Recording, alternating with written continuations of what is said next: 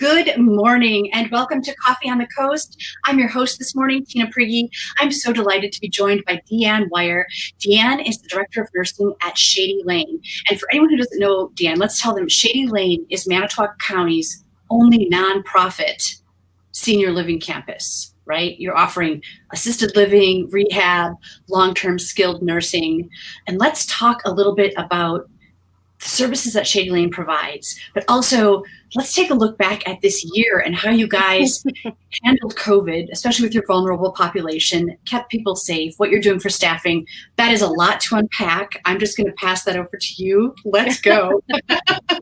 It sure is. It's been an interesting year, that's for sure. We've been around for a long time. We are a not-for-profit skilled nursing facility, assisted living facility in Manitowoc County. We've been here, like I said, for a long time. So we're well established. And I think what makes us different is that we're community owned. And a lot of people don't quite always know what that means. So for me, it's always something that I like to share just a little bit about kind of I think it defines a little bit about who we are. So our board of directors really is members of the Manitowoc County community. So it's business leaders, it's, retired folks. We've got a full spectrum of people here, a volunteer board that helps us make our decisions and really helps guide us as a campus. And I think that's a unique setup for facilities in the building. Full disclosure, I should just let viewers know that I am a board member. Carry on.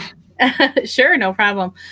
So I think that's what makes us unique. The people that are helping us make our decisions and decide, how we change and how we grow and where we go as a campus really comes from people who are vested in this community. They have family members here. They live here. They work here. They understand really the needs of the community, and they support us in making those decisions. So we know, how we need to transition and be able to support the needs of the members of the elderly in our community. So I think that's a unique setup for us.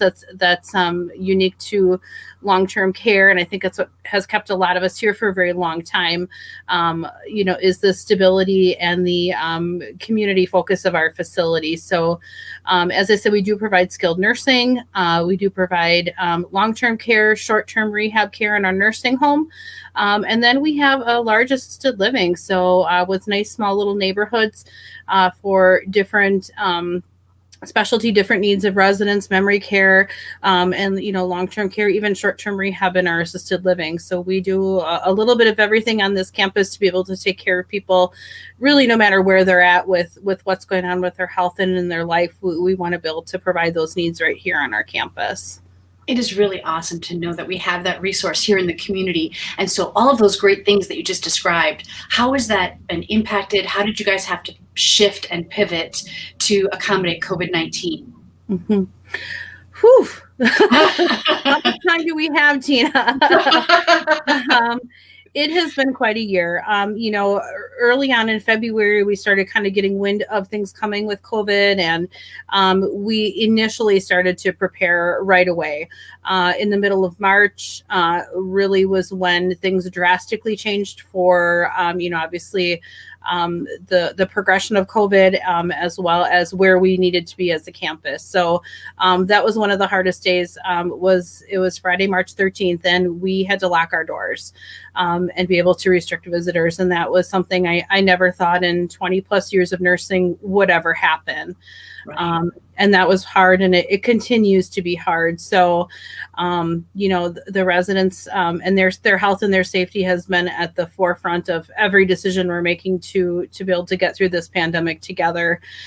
We immediately formed a task force within the facility and said, okay, what do we need to do to prepare for this? It was, hope for the best and prepare for the worst. And we did just that. So we have a dedicated COVID wing in our nursing home, and we're prepared to take care of those residents. Should we have COVID people, we were prepared to take care of them. So we did everything we could to make sure we were ready to take care of them as safely as possible, and everything that we can do as a campus to try to keep COVID out. We test our residents depending on any kind of COVID exposure. If there's been any positive staff members, we test our staff twice a week. We were here this morning, 5 a.m., bright and early, testing COVID. So we test all of our staff. We have about 200 staff. So we test all of them twice a week for COVID. We have rapid testing available on site for residents and staff. And it's really just being proactive. It's encouraging our staff to tell us if you're feeling symptoms. It's encouraging people to make good decisions outside of the facility, as well as strict guidance in the facility to minimize any potential spread. So we've been masking every day, all day, since very early, I believe it was April 2nd. Guidance came out for that, and we've been doing it ever since, and it's just second nature right now. So we've been working very hard to keep it out. The next step for us is the vaccine. So we're excited to really be ready for that next step, the next kind of tool in our arsenal here to be able to fight that. So I'm hoping to give our staff and our residents some immunity to this and get life back to normal for them. We've been trying so hard to keep life good and happy and a good quality of life despite all of the challenges that are going on right now, working hard to make sure that life is still good for the folks that we take care of here. It's really a double challenge that you're confronted with. It's not only keeping everyone healthy and safe and getting the care that they need at the facility, but also the morale of the residents, the morale of the staff. That's an interesting, two-pronged challenge that you've got. It is. And it's been supported by the efforts of our staff, I think, and by the community, the outpouring of support that we've gotten, people sending us from very early on, sending us, activities for the residents to do and dropping off puzzles and books and bringing word searches and just color, lots of adult coloring. We got a lot of good colors here. Just lots of things to try to make those days, valuable and to try to make something joyful and exciting for the residents. Our activity department has been amazing, really adapting to still providing joy and excitement and fun to our residents despite everything that's going on. So we're very blessed to have a good creative team that is willing to just pivot and do different things. We can do happy hour on wheels. So we'll deliver your cocktails and your snacks to your room instead of getting together, hallway bingo, things like that. We've done music programs outside where we've had people circulating around outside of the building and the residents can see and hear out their windows. Lots of really wonderful things to try to maintain quality of life and lots of things to try to keep people connected to their families as well. So, FaceTiming and window visits, and when the weather was nicer, we were able to do some outdoor visits. So we're really just ready to move on to the next step to, try to get everybody a little bit protection with this vaccine, and then hopefully get back to a more normal life for these folks. Wow, from your lips to God's ears. So as the vaccine rolls out, as people take the vaccine at the facility, will they then be able to, will visits be able to resume, or will people be able to gather again, or do you still have to be quite cautious for a while? The recommendation is for caution for quite a while. With the vaccine that we're being told will probably come to long-term care facilities. It's two doses, 28 days apart, and they say your immunity is really boosted probably 2 to 3 weeks after that second dose. So there is a bit of a time period that we'll need to wait to make sure that we're able to establish some protection, and the guidance really is to continue all the precautions that we're doing, and kind of see how things play out with the numbers and what goes on in the community. So people, I don't think, always realize that what happens and when our numbers are in the community directly affects what happens within our long-term care facilities. So the positivity rates in the county determine how often we have to test our staff. It's something that's also looked at when it comes to visitation. For us, looking at visitation guidance and things like that. It's, if there's a lot going on in the community, it's not recommended that we have people from outside coming in. So definitely the what's going on outside the building does affect what's going on inside the building. And here we are, like in the midst of the Christmas season. Are there things on your wish list that community members could bring to the facility that would, brighten the Christmas experience of your residents? We were very fortunate this year. Actually, we just did the Christmas gift delivery last week. Kudos to our activity and our marketing staff who really made that happen. And we were so blessed with the amount of donations and drop-offs and deliveries and gift cards and all those things that were delivered to be able to make a special Christmas happen for all of our residents. We do always have a wish list going, and you can find it on our Facebook page. There's an Amazon link to our wish list. We are always looking for things to bring joy to the residents, little things that they need, little treats to make their days better. So there's certainly always options, and you can definitely reach out to our marketing person, Molly, if there's something specific you're looking to find information about donating. And, you brought up a really good point about Amazon. There's a way for people to support Shady Lane anytime that they do shopping on Amazon by doing Smile at Amazon. And they can choose Shady Lane as the beneficiary. Is there anything people should know from you that you want to say about that? Definitely, if you're a regular Amazon shopper or even a periodic Amazon shopper, I definitely recommend it's just a really quick, easy add-on when you're on your Amazon page to choose which I don't want to say charity, but I guess which organization you'd like to donate to.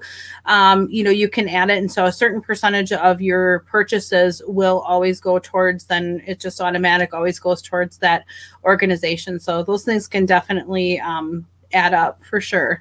I think especially this year with Amazon, I'm pretty confident there's been a pretty good donation with Amazon and all of us staying home and ordering online and all those kind of things. I think there's there's stuff, and there's nothing really for you to do on your end. You just attach it to your Amazon account and that donation happens. So it doesn't cost the purchaser anything additional. Anything it's extra, just a small percentage goes towards that organization. And it's anything that you're purchasing. It's not something that you're purchasing for Shady Lane specifically. It's your daily business purchases, your daily home purchases, whatever that might be. As long as you use the Smile and choose Shady Lane as the beneficiary. Yeah, that's awesome. And then Deanne, on the Facebook page for Shady Lane, we noticed that there is that you have openings for your CNA class. Is that still true? And do you want to talk at all about that? We definitely do. We partner with Quality CNA Training. They are a CNA program all throughout the state of Wisconsin, and they have a classroom established here at the facility.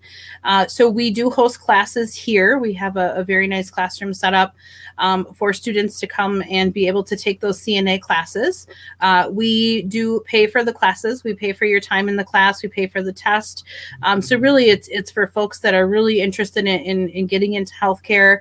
It's a wonderful way to, be able to get that CNA certification, which is a great step. And it's a great career choice as well. So, we definitely have class space available. You can reach out to me here at Shady Lane, or you can email me here at Shady Lane, and we will definitely connect. And we are bringing people on specifically to take the class. You don't necessarily have to be a Shady Lane employee to take the CNA class. We would hire you on as an employee, and then you can take the class. And it's been a wonderful opportunity for students to really see what it's like in a long-term care facility and really get an idea of the importance of the work that we do and the joy that can come from working in an environment like this. That's awesome. Anything else you want to say about staffing? We definitely have openings as well. Like I said, we do have an assisted living. So we have RA classes, which are resident assistant classes, offered here as well. We have a wonderful RN here on site that teaches those classes, and those are, again, we pay for the classes, we pay for your registration and your time in the class, and you can come into being a caregiver pretty quickly. If you have the heart and the passion, we can fill in the rest. So we're open to that, and again, people who are maybe a little hesitant about taking the CNA class, it's a great step to just kind of get your feet wet a little bit and get interested in healthcare and see if it's something that you like. So we have those available here. Classes are running usually every month. We're running those classes, and you can start working pretty quickly. We offer different shifts. We offer weekend only programs and weekend incentive programs. all kinds of different things to try to accommodate people's lives and people's schedules. Positions need to work for both people. So we have nursing openings. We have openings in other departments as well. So please, reach out on our website, shadylaneinc.com. There is a link to careers there, and you can actually apply right through the website. And there's a link, like I said, on that Shady Lane website. You can stop in person as well and pick up an application and drop that back off. And one of us would be happy to talk with you and meet with you. So we're always looking for good people to join our team. Awesome. Deanne, thank you so much for being here this morning to help the community understand more about the great work that Shady Lane is doing. Thank you to you and all of the staff at Shady Lane that has had to step up and deliver the care that you've done through COVID. Please keep up the great work. And viewers, there is an opportunity if you have the heart and the compassion for it, that you could be part of the Shady Lane team. That's at shadylane.com, shadylaneinc.com. shadylaneinc.com. Yep. Awesome. Well, Merry Christmas. Absolutely. And everyone stay safe, and we'll see you next time on Coffee on the Coast. Thanks, Deanne. Thank you. Have a good day.